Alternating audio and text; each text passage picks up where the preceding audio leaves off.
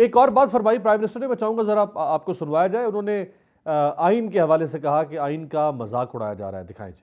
میں آج جناب اسپیکر آپ کے پاس اور اس معزز ایوان کے سامنے یہ مقدمہ لے کر حاضر ہوا ہوں کہ آج اس آئین کو اس کا سنگین مذاق اڑایا جا رہا ہے. اس آئین کے اندر موجود جو مقننہ کے جو اختیارات ہیں، جو عدلیہ کے اختیارات ہیں، اس کی جناب اسپیکر دھجیاں بکھیری جا رہی ہیں.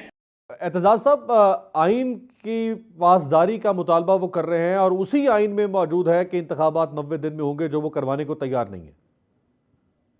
جی وہ بھی موجود ہے، اور یہ بھی آئین کے امینڈمنٹ کے لیے 200 یہ 2/3 of the total membership of the house چاہیے، جو ان کے پاس اس وقت موجود ہی نہیں ہے.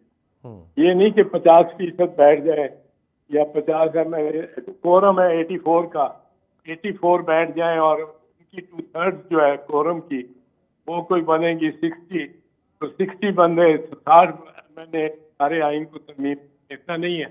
ٹوٹل ممبرشپ از 342 اور اس کا 228 اور 2/3، تو وہ ان کو چاہیے ہوں گے.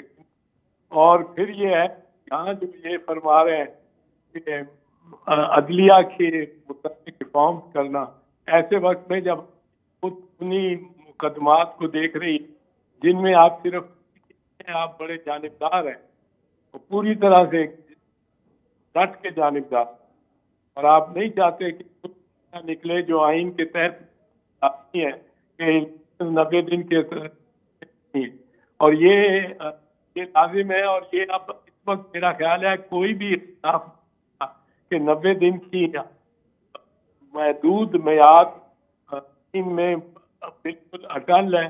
صرف کہتے ہیں کہ یہ میعاد تو ہے پر اور کرا نہیں سکتے کیونکہ فوج اپنے تیار، رینجر آنے تیار نہیں کسی وجہ.